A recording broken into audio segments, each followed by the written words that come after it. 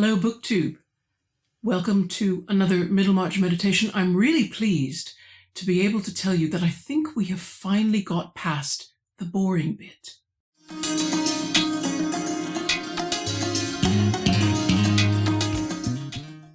Yeah, congratulations, everybody. You've made it through what was a very turgid, heavy bit of writing for the most of chapter 15. We're going to get past that now, but before we do, I think it's worth commenting, since I just did my little video about book snobbery, that one of the things that perhaps book snobbery prevents us from doing is thinking that we can criticize those recognized authors of literary works, however those are defined. And George Eliot, I think, is a perfect example. Celebrity authors in George Eliot's day, they were quite a new thing.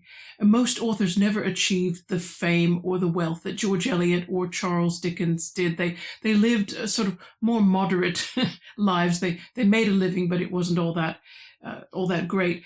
But because the celebrity author was a new thing, no one quite knew how to handle them either, their publishers in particular.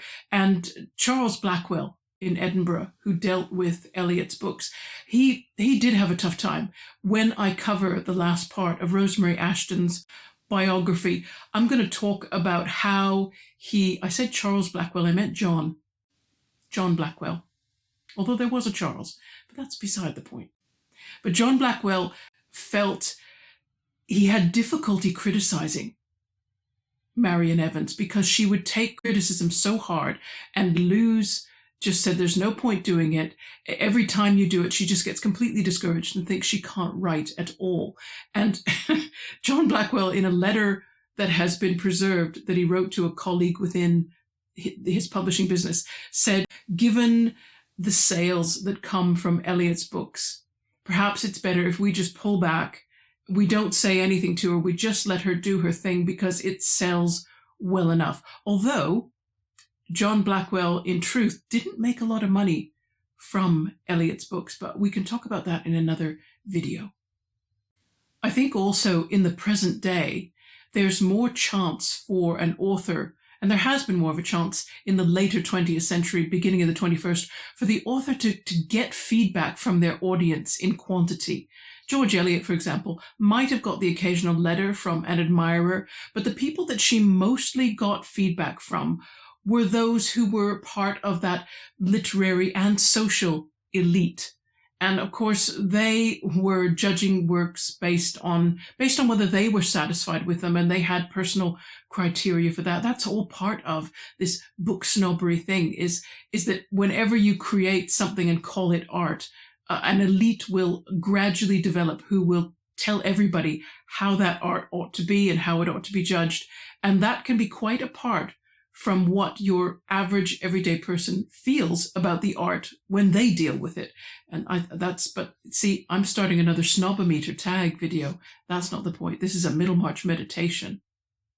So we're going to resume reading where we left off, just at the top of page 149, the second paragraph. He was certainly a happy fellow at this time, to be 27, without any fixed vices, and a generous resolution that his action should be beneficent, and with ideas in his brain that made life interesting quite apart from the cultus of horseflesh and other mystic rites of costly observance which the £800 left him after buying his practice would certainly not have gone far in paying for. He was at a starting point which makes many a man's career a fine subject for betting, if there were any gentleman given to that amusement who could appreciate the complicated probabilities of an arduous purpose, with all the possible thwartings and furtherings of circumstance, all the niceties of inward balance by which a man swims and makes his point, or else is carried headlong. The risk would remain, even with close knowledge of Lidgett's character, for character, too, is a process and an unfolding. The man was still in the making, as much as the Middlemarch doctor and immortal discoverer, and there were both virtues and faults capable of shrinking or expanding. The faults will not, I hope, be a reason for the withdrawal of your interest in him. You could almost call that paragraph the betting sheet, or I don't know horse racing well enough, but there are papers you can read, aren't there, that give you statistics about the various horses they're going to run in a race. And I used to know what it's called. I think it's called a form sheet. This is Tertius Lidgett's form sheet. What are his strengths and weaknesses, and therefore how could we set odds as to whether or not he will succeed in what he intends to do? And I love how it, of course, repeats the fact that he's 7 and 20. 7 and 20, everyone. We've said that 3 times. As if to emphasize, I don't know what we're emphasizing, because it is not a young age, not for the 19th century. It might be now because we live longer lives. But 7 and 20 was, by that time, you ought to have learned some lessons. But what I'm not sure is whether Tertius Lidgett truly has. And then Eliot's narrator makes this weird comment that Lidgett has no fixed vices. And I don't know what she means by that, because she then talks about the fact that there's things in life that might draw him away. And she talks about the cultus of horseflesh, meaning horse racing and betting on horses, which of course was a very popular pastime for young men. And then she adds the phrase, other mystic rites of costly observance. And let's talk about those. I do have a book which you can't see behind me. It's called The 5-Pound Virgins. And it's an examination of, unfortunately, in the 19th century, how working class young women were groomed to become sex workers in a casual way or full time. But as part of it, there are revealing passages about the normal life for a young single man or married man, because 19th century morality, and I think we already see this in England, is hypocritical. It wants the appearance of everyone being faithful sexually to a single partner that they have married. But from the point of view of men, what men could do outside of marriage was, there was almost no limit. There really was. As long as they could keep it quiet and secret. Society conspired to keep it secret. Most of the houses of ill repute did not look like houses of ill repute. There were very nice homes in very nice parts of London, which were brothels, but they did not look like brothels, and the women coming in and out of them never looked like... we have a different kind of street culture now for sex workers. It would have been more likely that sex workers, some of the better kind that were affordable by better gentlemen, would live at very nice addresses and would be called upon by the gentleman in question. So it all would look very above board. And then there were more sordid ways. I can't believe I'm going into detail on this. There were more sordid ways to allow yourself paid for sex.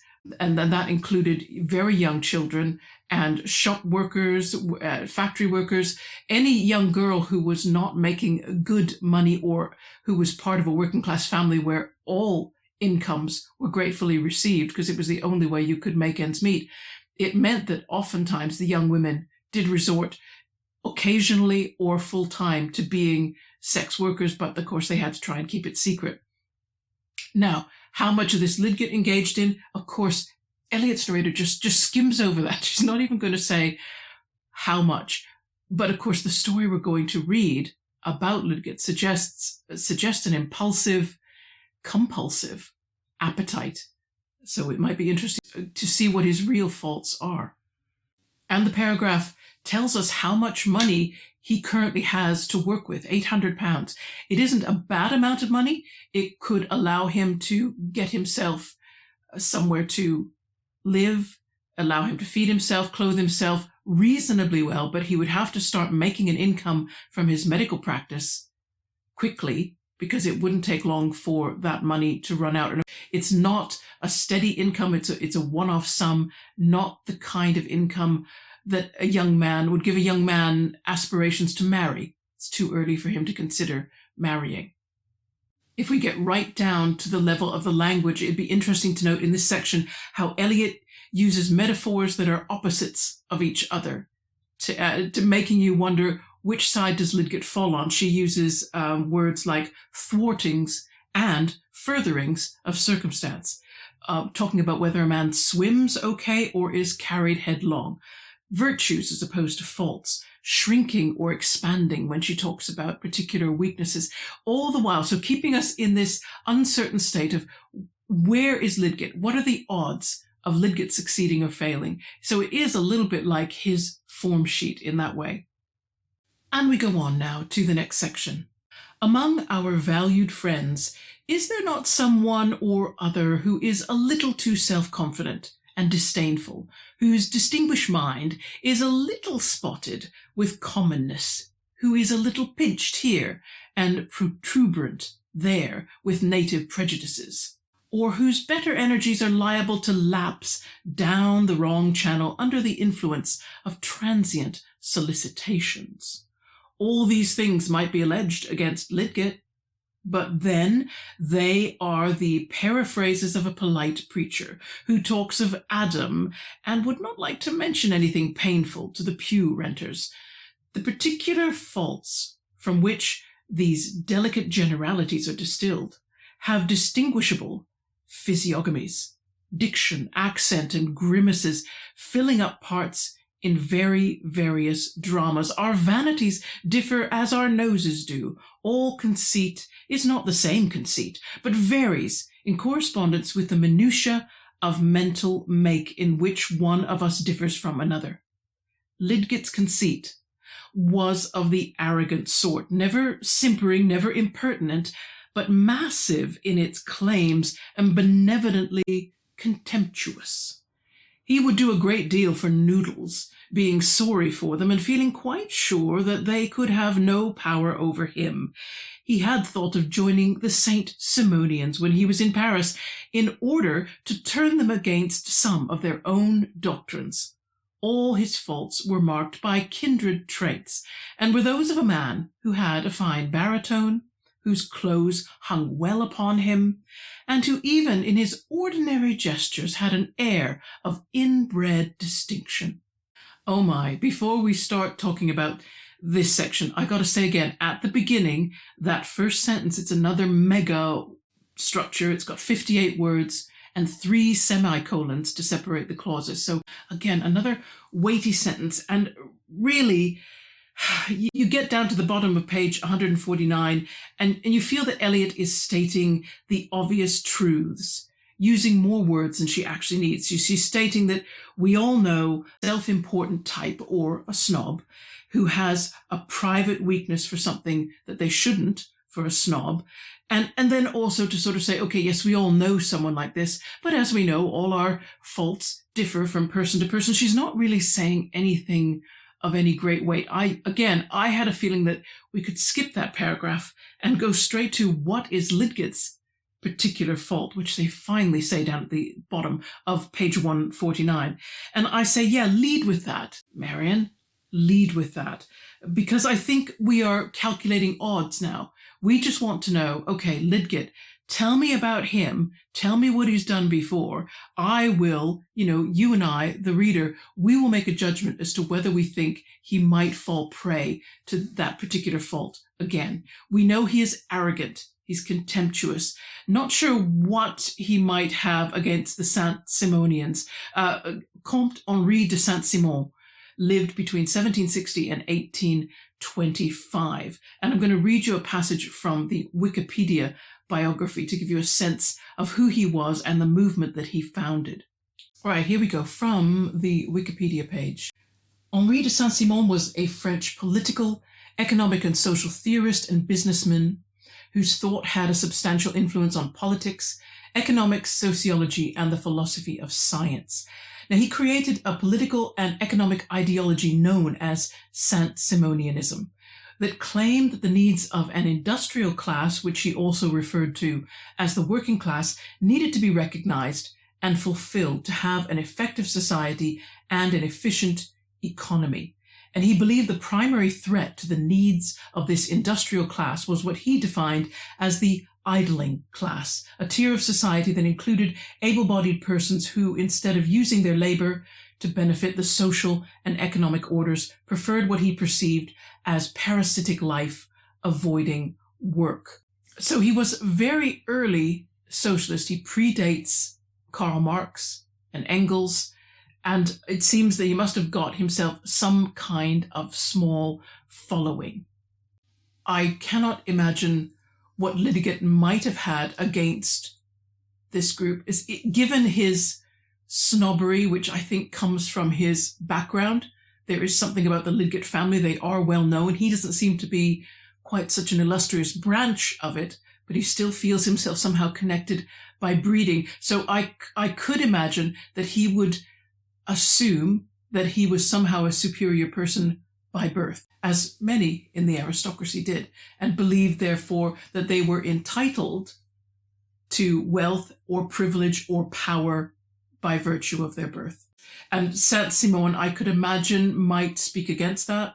And certainly he's speaking in favor of a class of people that would not have been aristocratic at all. The working class, as they were changing from being agricultural laborers and tradesmen to coming into the cities in the newly formed industries. And that class was now much more numerous, and they had problems. And I think on both in France and in England, that growth of a working class, an industrial working class, did cause social unrest. So whether Lydgate agreed with that social unrest and what could be done to reform society, he seems quite focused on medical reform. I wonder if he was keen on reform in any other aspect of society.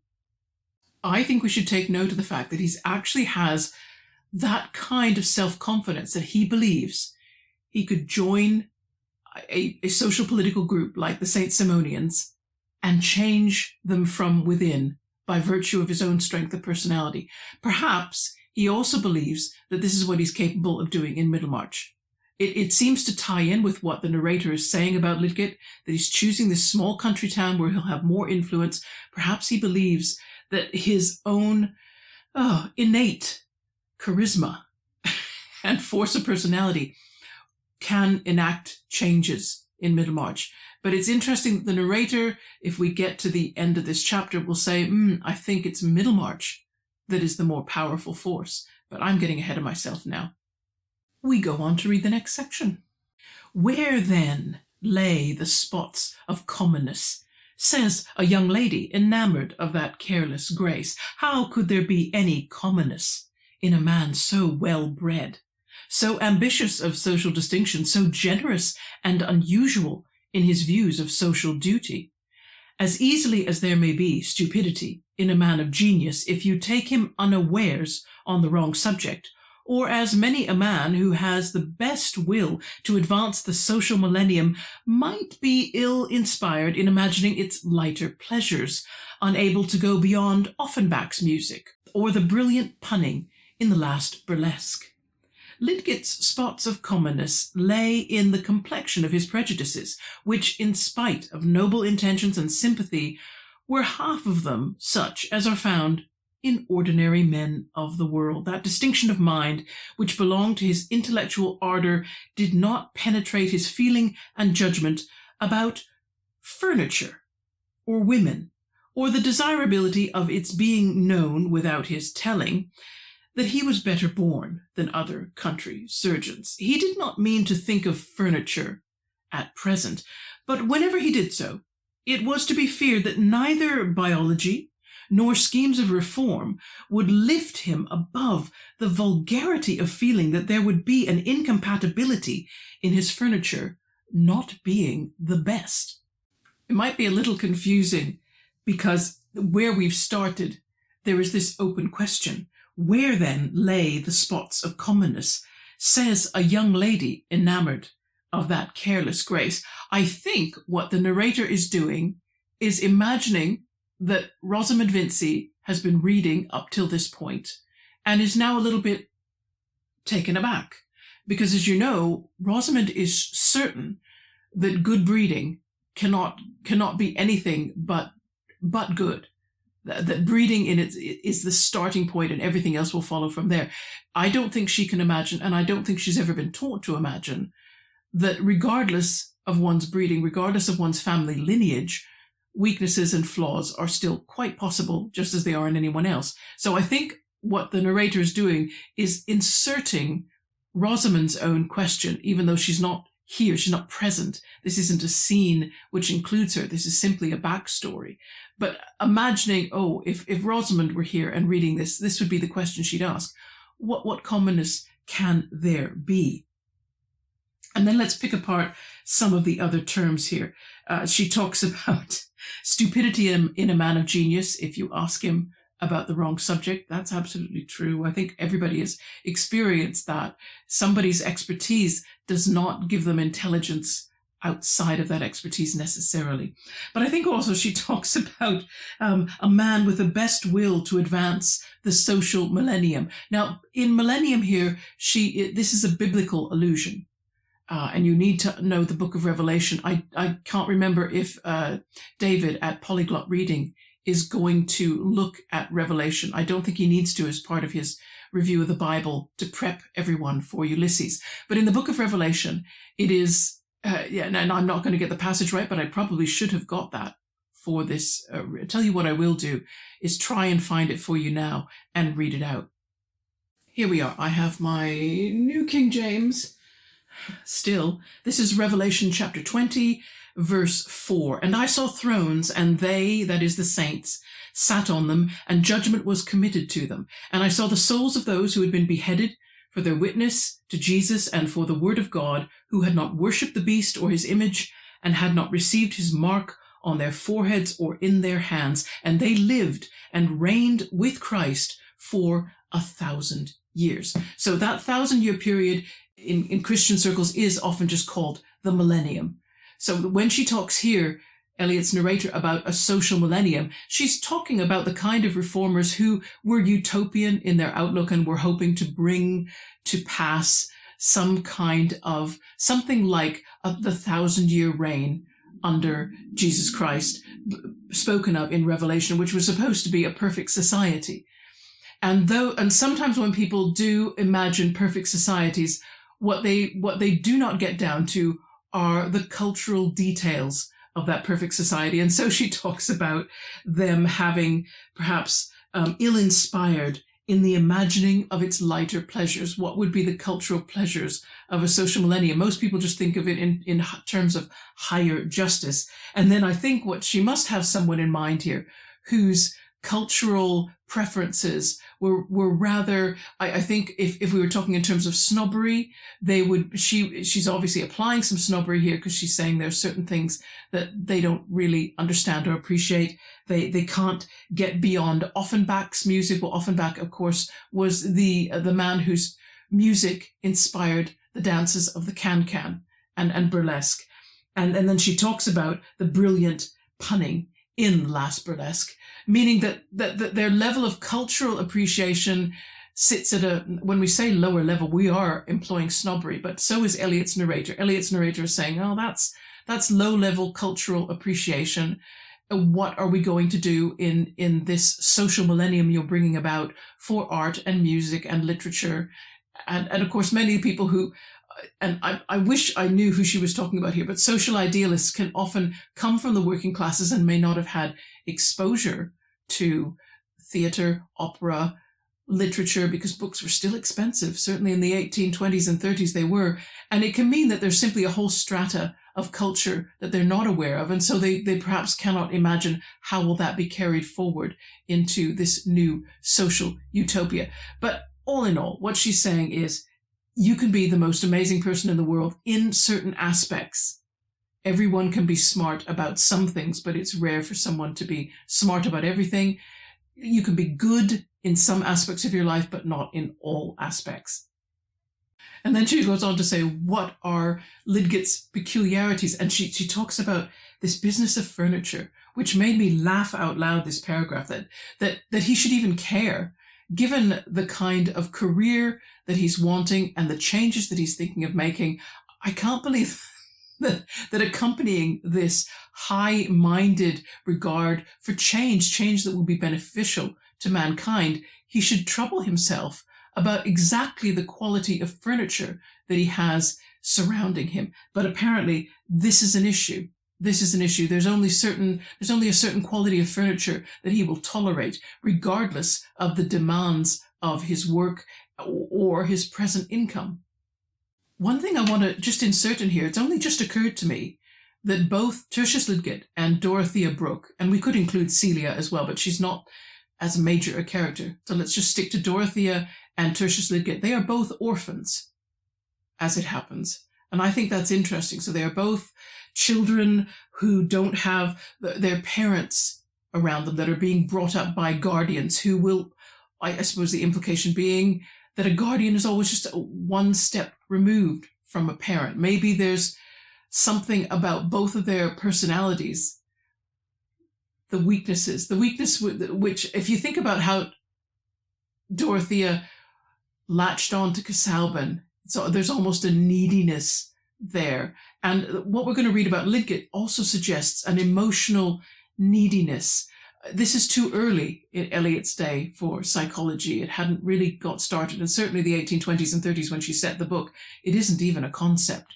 So people wouldn't necessarily know what is someone who lost their parents at a young age. What are some of the emotional issues they might be likely to deal with as they get older? But we go on to read the next section. As to women, he had already been drawn headlong by impetuous folly, which he meant to be final, since marriage at some distant period would of course not be impetuous. For those who want to be acquainted with Lydgate, it will be good to know what was that case of impetuous folly, for it may stand as an example of the fitful swerving of passion to which he was prone, together with the chivalrous kindness which helped to make him morally lovable. The story can be told without many words. It happened when he was studying in Paris, and just at the time when, over and above his other work, he was occupied with some galvanic experiments. One evening, tired with his experimenting and not being able to elicit the facts he needed, he left his frogs and rabbits to some repose under their trying and mysterious dispensation of unexplained shocks, and went to finish his evening at the theatre of the Porte Saint-Martin, where there was a melodrama which he had already seen several times, attracted not by the ingenious work of the collaborating authors, but by an actress whose part it was to stab her lover, mistaking him for the evil designing duke of the piece. Lydgate was in love with this actress, as a man is in love with a woman whom he never expects to speak to. She was a Provençale, with dark eyes, a Greek profile, and rounded, majestic form, having that sort of beauty which carries a sweet matronliness, even in youth, and her voice was a soft cooing. She had but lately come to Paris, and bore a virtuous reputation, her husband acting with her as the unfortunate lover.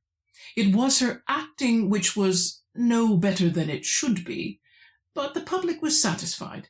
Lydgate's only relaxation now was to go and look at this woman, just as he might have thrown himself under the breath of the sweet south on a bank of violets for a while, without prejudice to his galvanism, to which he would presently return. Did you laugh out loud at the same point I did?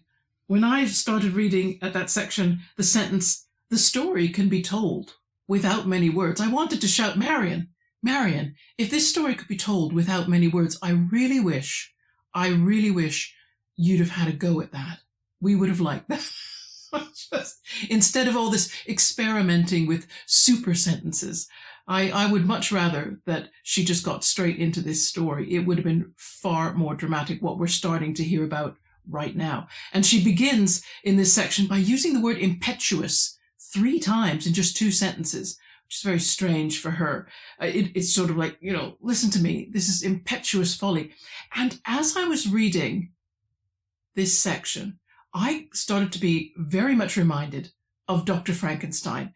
In terms of Lydgate's fitful, swerving passions, yes, definitely, that reminded me of Dr. Frankenstein. But Lydgate, just think about what was described here, is a failing Frankenstein, if you will. The bottom of page 150 shows him tired of his experiments, which involve galvanism, same thing that Frankenstein was working with to try to enliven dead bodies. So it involves administering shocks, I think, to dead animals, although he could be administering it to live ones as well, which is difficult to contemplate.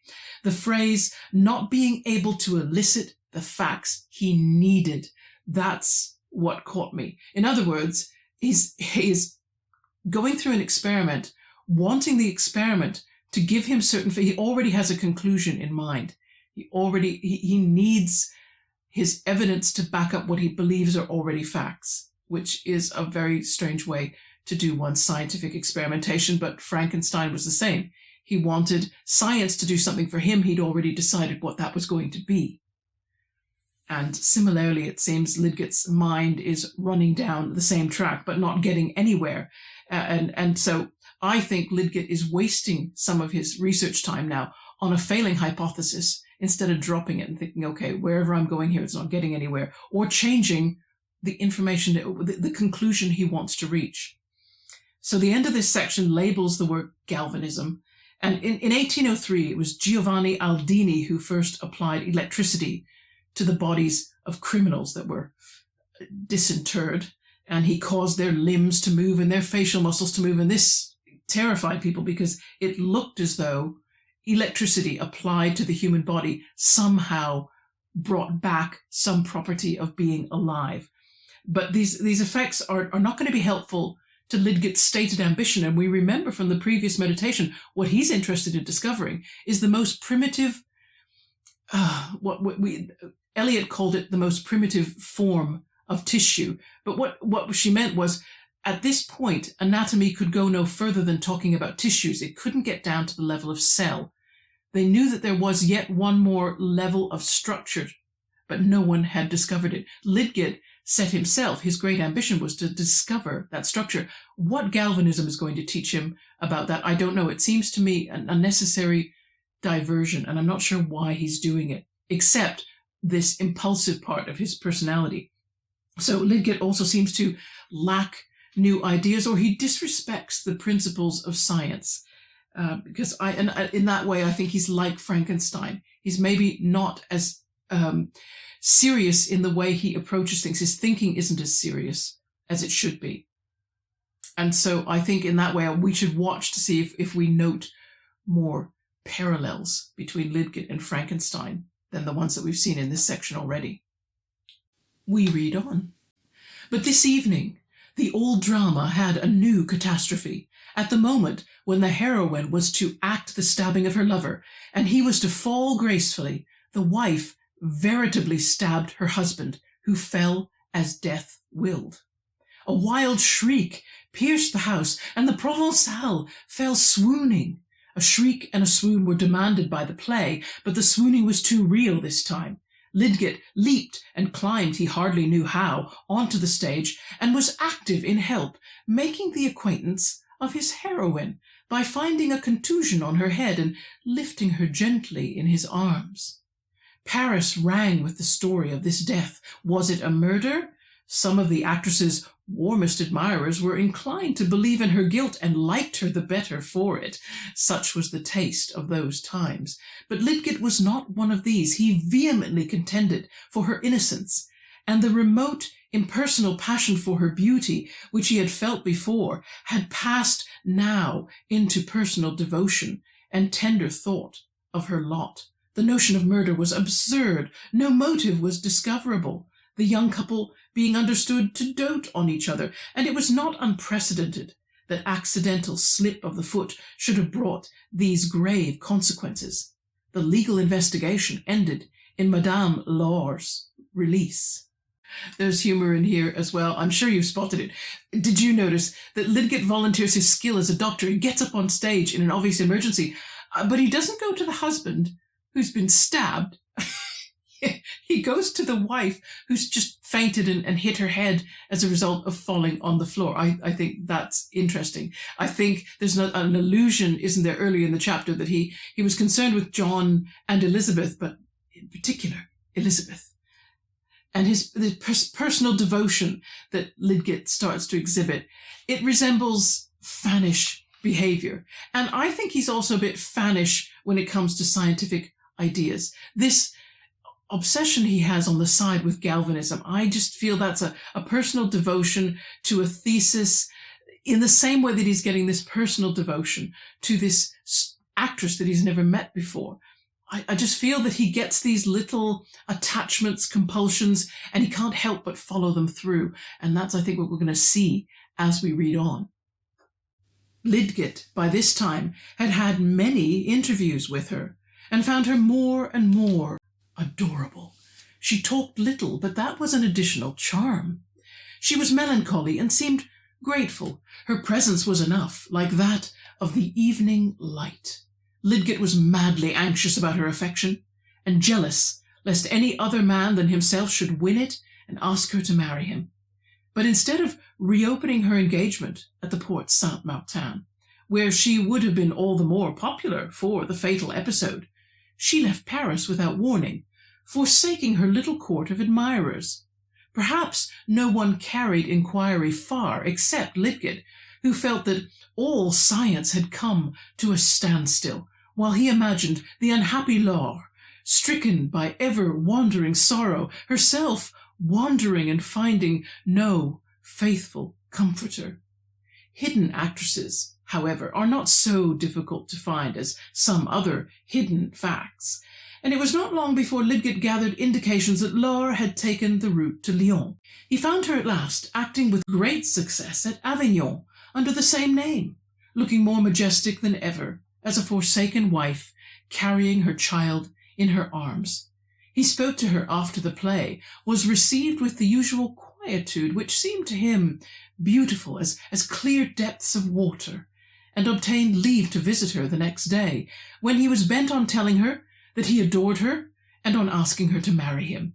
He knew that this was like the sudden impulse of a madman, incongruous even with his habitual foibles.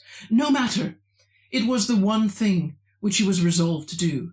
He had two selves within him, apparently, and they must learn to accommodate each other and bear reciprocal impediments. Strange that some of us, with quick, alternate visions, see beyond our infatuations, and even while we rave on the heights, behold the wide plain where our persistent self pauses and awaits us. The madness continues. And here again, I do feel a little bit of Frankenstein, not because Frankenstein had any kind of obsessive love affair with a woman. I mean, he was engaged to be married to a woman, but his obsessiveness itself is coming through and reminding me, I'm reminded of Frankenstein when I see how obsessive Lidget is. And when he says that he had two selves within him, that he effectively had split into two people, that sensible scientific person, as he said, all science had come to a standstill. That person had gone into a coma, and what we have replacing him is mad, is completely mad. Doesn't know this woman at all, does not know the depths of her, and is about to find out. And yet he's absolutely determined to take this all the way to marriage when he has no career, he has no prospect, he has no business doing any of this. So this really surprised me when I first read it. I thought, wow, okay, this is not a stable person. This is a person who, were they born considerably later, were they born into the 20th century, I thought you need therapy. You need to sit down and have that behavior understood. You need to know where it comes from, what's driving it, and then you need to work past it. You need techniques to work past it, because this is the kind of behavior that's just going to lead to addictions or obsessions, behavior that's unhealthy, and it's going to hinder you from doing anything productive. And if we think of split personalities, that also reminds me of Robert Louis Stevenson's Dr. Jekyll and Mr. Hyde, does it not? Now, that was written much later. That was written in 1886, so Eliot would never have read it. Stevenson, however, may have been influenced himself from reading Middlemarch and getting this idea of a doctor, a man of logic and rationality, having this other part of himself that is driven by very, not very admirable passions. We read on. To have approached Laure with any suit that was not reverentially tender would have been simply a contradiction of his whole feeling towards her. "You have come all the way from Paris to find me," she said to him the next day, sitting before him with folded arms and looking at him with eyes that seemed to wonder as an untamed, ruminating animal wonders. "Are all Englishmen like that?" I came because I could not live without trying to see you. You are lonely. I love you. I want you to consent to be my wife. I will wait, but I want you to promise that you will marry me, no one else." Laure looked at him in silence with a melancholy radiance from under her grand eyelids, until he was full of rapturous certainty and knelt close to her knees. "I will tell you something," she said, in her cooing way, keeping her arms folded. "My foot really slipped." I know," said Lidgett deprecatingly. "It was a fatal accident, a dreadful stroke of calamity that bound me to you the more." Again Laure paused a little and then said, slowly, "I meant to do it." Lidgett, strong man as he was, turned pale and trembled. Moments seemed to pass before he rose and stood at a distance from her. "There was a secret, then," he said at last, even vehemently. "He was brutal to you. You hated him." "No, he wearied me. He was too fond. He would live in Paris and not in my country. That was not agreeable to me." "Great God!" said Lidgett in a groan of horror. "And you planned to murder him?" "I did not plan. It came to me in the play. I meant to do it." Lidgett stood mute and unconsciously pressed his hat on while he looked at her. He saw this woman, the first to whom he had given his young adoration, amid the throng of stupid criminals. "You are a good young man," she said, "but I do not like husbands. I will never have another." Wow. And that was Frankenstein coming face to face with his monster. That's immediately what it reminded me of. And it's so wonderful to read dialogue again. Eliot, don't do any more long essays in this novel.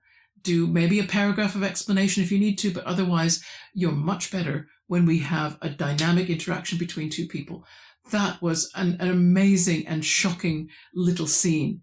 And you can tell that Lidgett he doesn't know what to think when the truth comes out. It can't compute in his mind. I don't think that a woman could not only kill someone, but kill someone for very little reason. I think he could only understand, yes, kill accidentally, or kill in passion because you have been abused and misused for a long time. Yes, he could understand that. He could not compute that woman was capable of killing because she was simply tired of someone and wanted to get rid of them. And of course, there was no divorce in that day or splitting up. She would have to kill him. So she did. Just a utilitarian murder. Let's wrap up this chapter. 3 days afterwards, Lidgett was at his galvanism again in his Paris chambers, believing that illusions were at an end for him. He was saved from hardening effects by the abundant kindness of his heart and his belief that human life might be made better. But he had more reason than ever for trusting his judgment, now that it was so experienced, and henceforth he would take a strictly scientific view of women, entertaining no expectations but such as were justified beforehand. No one in Middlemarch was likely to have such a notion of Lidgett's past as has here been faintly shadowed, and indeed the respectful townfolk there were not more given than mortals generally to any eager attempt at exactness in the representation to themselves of what did not come under their own senses. Not only young virgins of that town, but grey-bearded men also, were often in haste to conjecture how a new acquaintance might be wrought into their purposes, contented with very vague knowledge as to the way in which life had been shaping him for that instrumentality. Middlemarch, in fact, counted on swallowing Lidgett and assimilating him very comfortably. And what a dramatic end to what was such a boring chapter. I really wish now that Eliot had used the inspiration of Frankenstein more, made chapter 15 more gothic and more dramatic, rather than this long explication of the state of medical practice in England and reform and Lidgett's specific. I just wish that she'd maybe told us more about his growing up, made this more of a kind of a Mill on the Floss type narrative of Lidgett, the young man, as he grows up, because maybe we would have seen some parallels. We would have already seen some foreshadowing of the kind of obsession that he showed with that actress. I would have liked to have seen that. And then, of course, you've got Middlemarch, which made up of unimaginative people that they only judge what they see right in front of them, what their senses give them now. They're not inclined to imagine anything about what Lidgett's life might have been outside of what they see when he comes to Middlemarch. But they're confident. They're confident they're going to swallow him and make him one of theirs, and he's going to do for them what they need doing, not what Lidgett sees himself, which is reforming Middlemarch. You can almost see there almost two different kinds of monsters hoping to triumph over the other kind. This was lovely. The last few pages that we've covered today, fantastic writing. I'm really engaged. I'm like, oh, wow. Lidgett is nothing like what he has seemed up till now. And I'm concerned for him, because that man is emotionally not healthy. That ability to obsess and become so completely overwhelmed by an emotion, it's not good. It's not good, and it doesn't bode well for his work. You know, everybody, I'm kind of sad that Middlemarch March is ending, and kind of glad. I have so many other things I've read that I want to talk to you about, but it has been fantastic to move through this material a little bit more quickly and to really immerse in it and get lost in this chapter. I'm kind of glad we did this chapter and got it over with, although perhaps this is a warning that there may be other slower chapters. Well, we'll just get through those together, won't we? Because we now know we can criticize Eliot if we do feel that some of her writing is unnecessary. And I do believe the way she chose to do chapter 15, I believe there would have been better ways to cover off what she needed to cover off. And a judgment should have been made because she'd covered some of that information already. So I think she should have been much more careful in planning that chapter and editing it so that it gave only as much explanation as was necessary. And if possible, put that explanation, inserted it in small amounts while an overall drama or story is being told. That would have been much more powerful reading. At any rate, we still know something that is quite shocking, and it was powerful in the end. So next time we meet will be the third Sunday in April, and we'll pick up with chapter 16 there.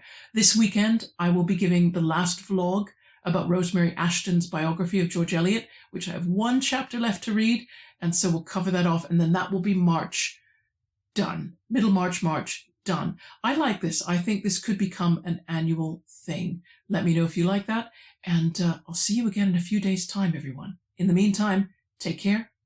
Bye-bye.